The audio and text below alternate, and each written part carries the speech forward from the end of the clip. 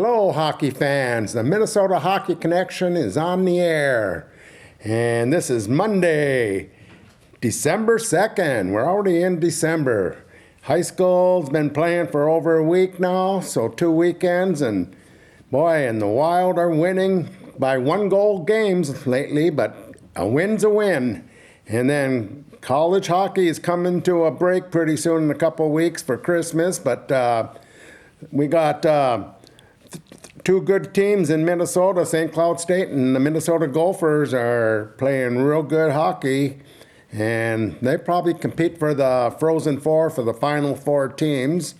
And like I said, high school's been going on for 2 weeks now, and boy, there's hardly any undefeated teams in 5 games now for some of the teams, and some only have 2 or 3 games. So let's go. We're at PACT-TV studios in downtown Duluth, and like I said, it's Monday, December 2nd.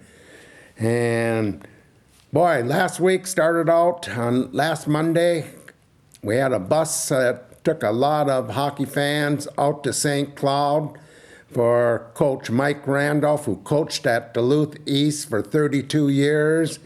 He was an assistant coach at Duluth Denfeld that went to state, and before that he was a coach at Duluth Cathedral. So he's going on 40 years plus in high school hockey, and he coached up at St. Scholastica when they won the national championship. They only won for them, and he was in the early 80s. He was at University of Minnesota Duluth Bulldogs. He was an assistant coach there for a couple years. So a lot of coaching, and kind of funny, his assistant coach, between the two of them, they got 90 years of coaching. So it's quite an honor to see people like that stay in the game, how hard it is with parents and kids nowadays. And it's hard to teach them when they're not, some of them aren't in tune to hard practices and discipline.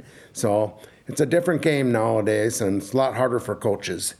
So congratulations to Coach Randolph. They won that game to Prairie Center, 11-0, and they had a big ceremony after.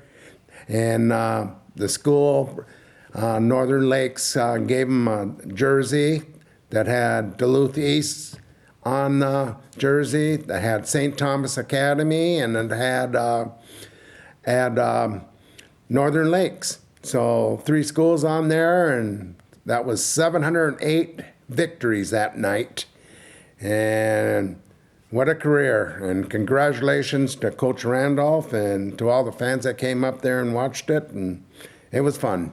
So now we're going to have, so happens that Northern Lakes is coming down to Duluth on December 19th, just less than a week from Christmas, and Thursday night at the Heritage Center to play Duluth Denfeld.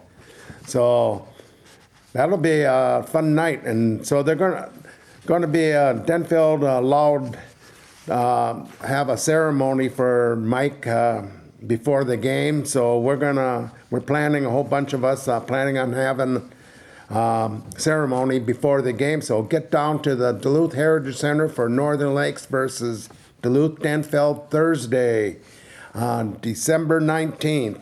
And plus, we're going to have a lot of people donate money in his honor for getting historic win 708 to the Hank Jensen Memorial Fund.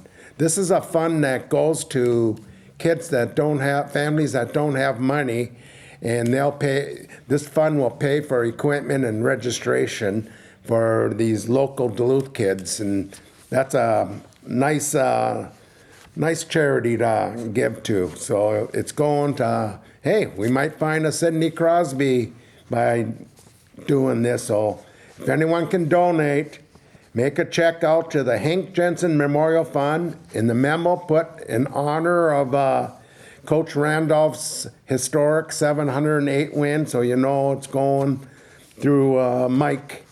And send it to the Duluth Heritage Center, Duluth Amateur Hockey Association.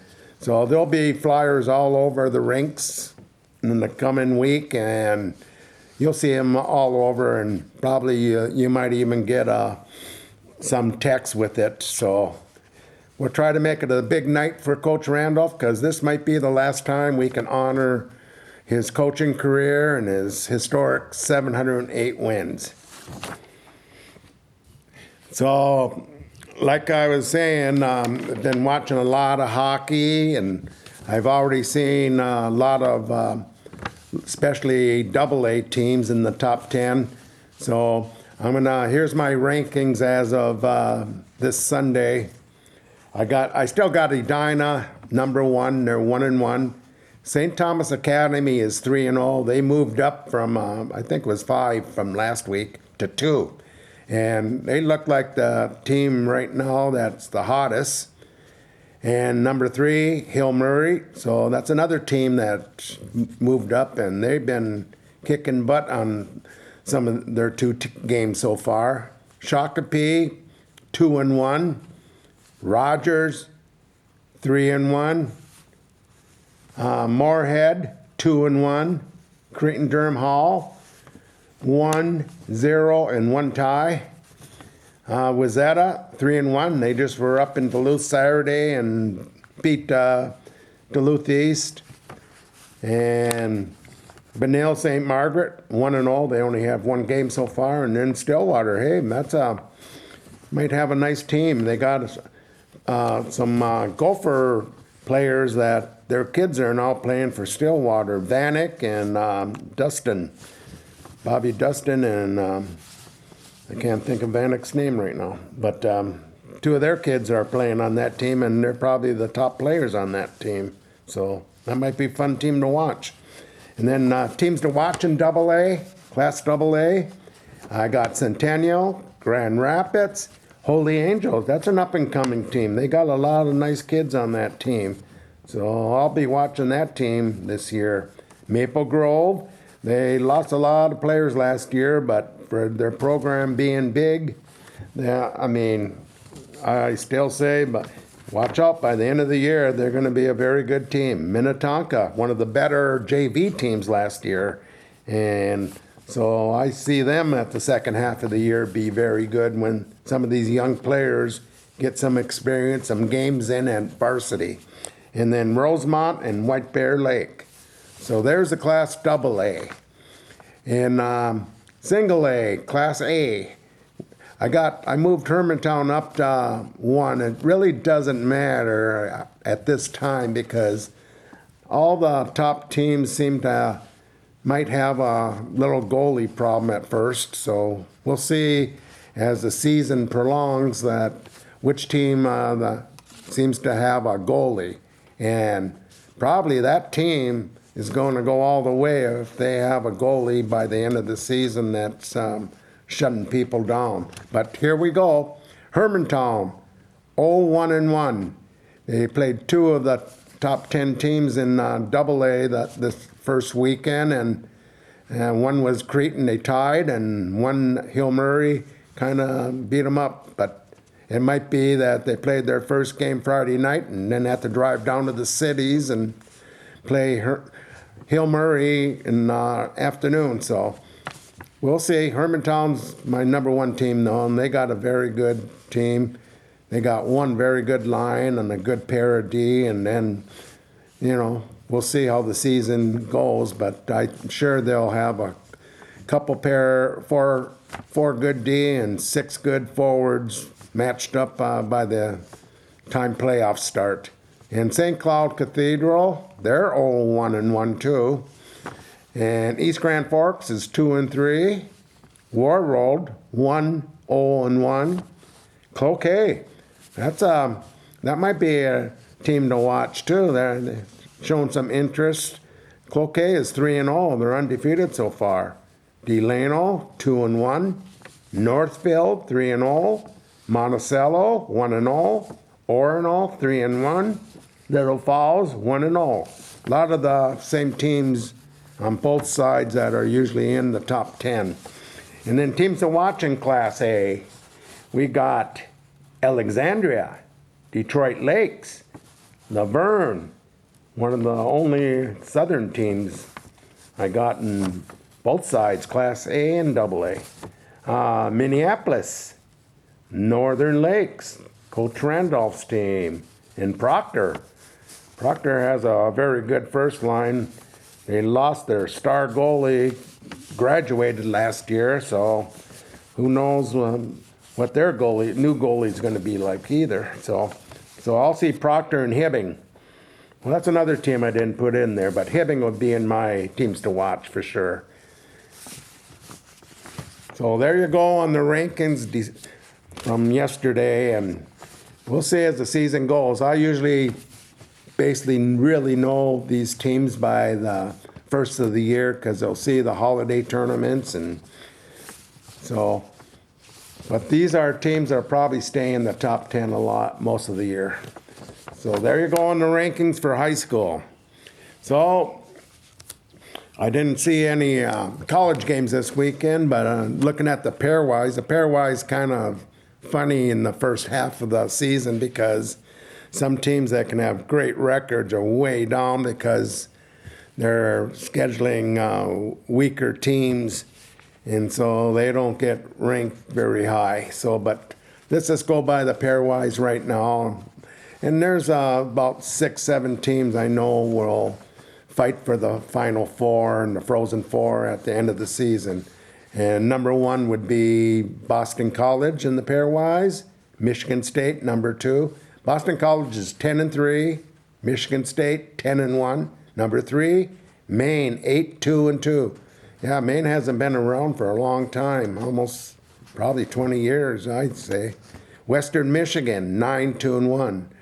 UMD Bulldogs assistant coach moved over there about 3 years ago. Herder, Jason Herder, and he's doing a good job in the recruiting for them, and the team looks good. And then number 5, Michigan, 10-3-1. Number 6, Dartmouth, 5-1-1. Number 7, St. Cloud State, 9-4. Number 8, Minnesota Gophers, 13-2-1. Number 9, Denver, 12-2-0. See, that's Denver only losses were to Arizona State, and they're a very good team. And if I was just regularly ranking, then Denver would probably be in my top 3. So Boston University, 8-5-1.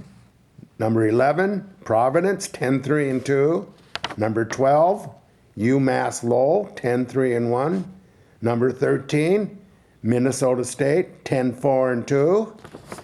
Number 14, Colorado College, 9-2-2. One of the best goalies in college hockey there in Colorado College, and boy, I like this team too. And number 15, Cornell. And number 16, Ohio State, 9-4-1. Cornell was 4-2-3. And then tied for 16 was Arizona State and Quinnipiac. So there you go on the college pairwise right now. Like I said, though, I wouldn't put too much on these rankings right now because the pairwise college hockey uses for the final 16 to get into the regions. So there you go for the college pairwise as of today.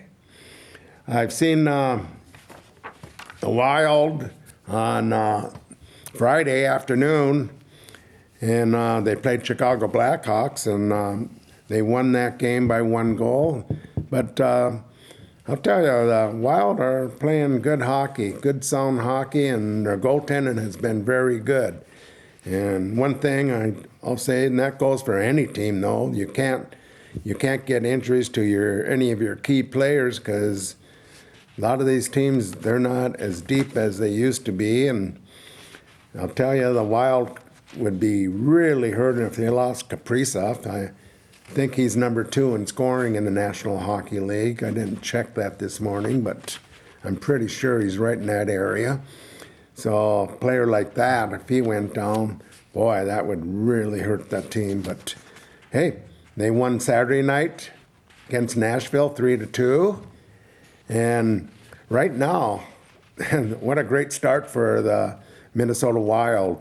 They're the second best team in the National Hockey League, and it's kind of funny. The Winnipeg Jets are the number one team, and they're in the same conference as the Minnesota Wild. So then in the Central Division, we got Dallas with 30 points and Winnipeg and Minnesota with 36 points, but Winnipeg has more game wins.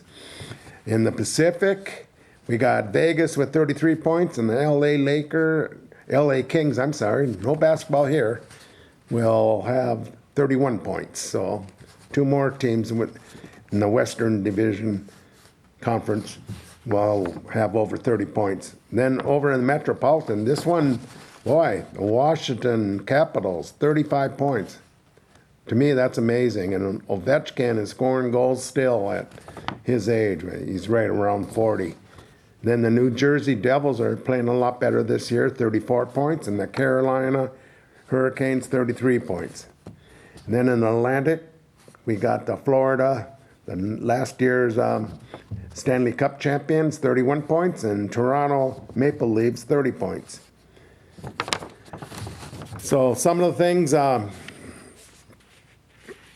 I was looking at,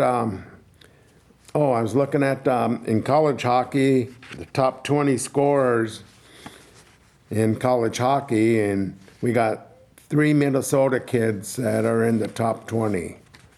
Usually there's more, but that's the way it is right now with so much competition and a lot of good players. But at number 5, Minnesota Gophers' Jimmy Snuggerud. He's got 20 points, 7 goals, 13 assists. And then number 10, Minnesota Gophers' Brady Lamb. He's got 10 goals and 7 assists at 17 points. And number 10, Leon Malquist. He's got 5 goals and 12 assists, 17 points. He's from St. Thomas, Edina boy, and Jimmy Snuggerud is Chaska boy. So there you go. 3 Minnesota kids grew up in Minnesota, played high school hockey in Minnesota, and in the top 20 in scoring. But here's a good thing. The USHL, the only tier 1 league in the United States, and they got 7 players that played high school hockey in Minnesota are in the scoring top 20 scorers. So here we go.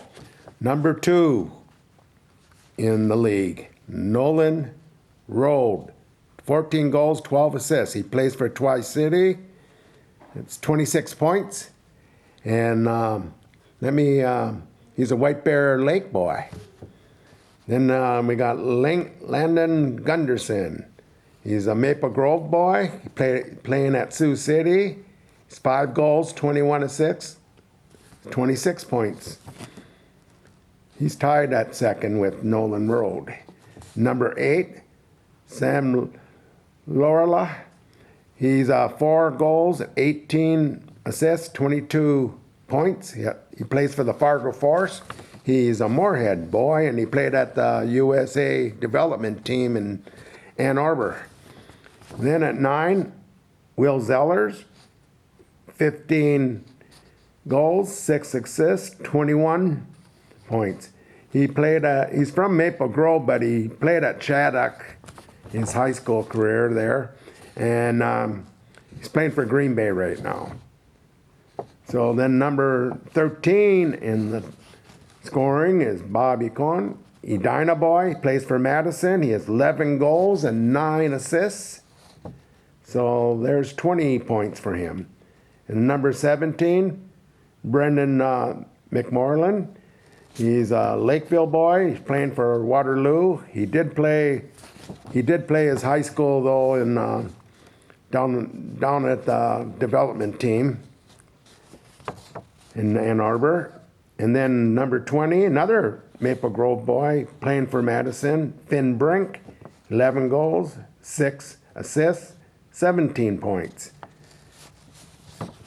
And then talking about Maple Grove boys, it's kind of funny. Let's see, we got 3 in the top 20 playing for the USHL League. And I was just out in Wisconsin about a month ago, not in Wisconsin, but over in Notre Dame, South Bend, and seeing Wisconsin and Notre Dame. And they had, I think, 5 Maple Grove kids playing for the 2 teams. They had the 2 Nelson boys, Kukaman, and then Janecki. So they had a lot of Maple Grove. So Maple Grove is producing a lot of really elite players. But the problem they've been having is that a lot of them are leaving early for the development team or the USHL. But still, that high school team is always good, and their Pee Wee and Bantams are been great for years and years. So Maple Grove is a nice hockey association. And then North American hockey, this is a real surprise to me. It's a Tier 2, and we got only one player in the top 20 that played Minnesota high school hockey, and that's Cole Christian. He's got 27 points, 10 goals, and 17 assists. But he played for Duluth East, and he's out at Anchorage right now and playing in the North American Hockey League. So there you go with players in the top scoring in juniors. And next week I'll talk a little more about high school kids scoring and some of the players I think will be up for the high school player of the year, Mr. Hockey, and goaltender of the year, the Frank Brinzik Award. So I'll start bringing up some names on that. All right. So I was looking at my December schedule. So this week, Vancouver's in town Tuesday night. So that's going to be a pretty good game because plus I really like one of the players at Vancouver, a Minnesota kid from Burnsville, Brock Bessie. So he'll be in town. Then on Thursday, if you're up in the Twin Ports here, I'd get out Proctor's rink and watch. Hibbing's going to be playing Proctor, so 2 very good A teams, and they'll both be up in top 10 and maybe drop out for a little while, but they'll both very good A teams, and it should be a fun game. That's Thursday, the 5th of December, so get out to Proctor. On Friday night this week, we got East Grand Forks at Hermantown, and Denfield will be playing Minneapolis at the Heritage Center on Friday night. So East Grand Forks, Hermantown, both of those are in the, I think they're in the, I got them in the top 3, I think. Hermantown and East Grand Forks, yep. So that should be a good game, and Denfield and Minneapolis. Then Saturday, Hermantown goes down to Montemita, and East Grand Forks is at Cloquet at 3 p.m. And then I'm going to go down to the cities, I think, and see a good college game later on that late afternoon. Michigan at the Gophers, so both of them are high ranked teams. So, but there's going to be a lot of games coming in December, and then right after Christmas, there's going to be all these holiday tournaments, and I'll have a couple guests on that tell them that they are putting up these tournaments at rinks down in the Twin Cities with the top AA teams and that, and I'll have John Barger and Tony Scott get on our program and talk about the tournaments they'll be having. I know John's tournaments will be at St. Louis Park, Maple Grove, Ice Center, and Plymouth Ice Center. So 3 rinks there. He'll be having tournaments with all these really good AA teams. And then Prior Lake is where Tony will have his tournament, and he'll have Edina, he'll have St. Thomas Academy, Cretin, he'll have Moorhead. So he'll have at least 4 teams that are right up there. Let's see, what do I have? He's got 1, 2, 3, 4 in the top 7 teams I have ranked right now. So that's going to be a great tournament too. So that's right after Christmas, Thursday, Friday, Saturday. So 3 days that tournament will be. So there you go there. And I'm going to go back into my book here and look at some of the coaches' numbers for wins. And so right now, Mike Randolph has the record at 709, and then there's one Lou Grosso at 707, but he's retired. Nystrom, Roy Nystrom, he's 705. Eikela, 616, but the only in the top 5 that's still coaching is Hill Murray's Bill Lechner. He's at 607. And then the next one I see, Ken Pauley at Benil St. Margaret. He's 586. He coached a couple years over at Tonka. And let's see. Woodbury, we got Wes Bullen, 537. And Kurt Giles at Edina, 523 going into this season. So who knows how long Coach Randolph will be coaching, but what a great honor. 709 wins right now. He's the high number in Minnesota coaching boys hockey in the history of the game. And like I said, put down December 19th, Thursday, where Coach Randolph's team, Northern Lakes, plays Denfield, and we'll honor him before the game. And we're going to put up a fund send out to the Hank Jensen Memorial Fund in his honor because of his historic wins. So there you go for another week in hockey, and it's really getting busy now. And I want to thank Sean, Jim, and Liz at PACT-TV Studios for producing the show. And we'll see you at the rink now.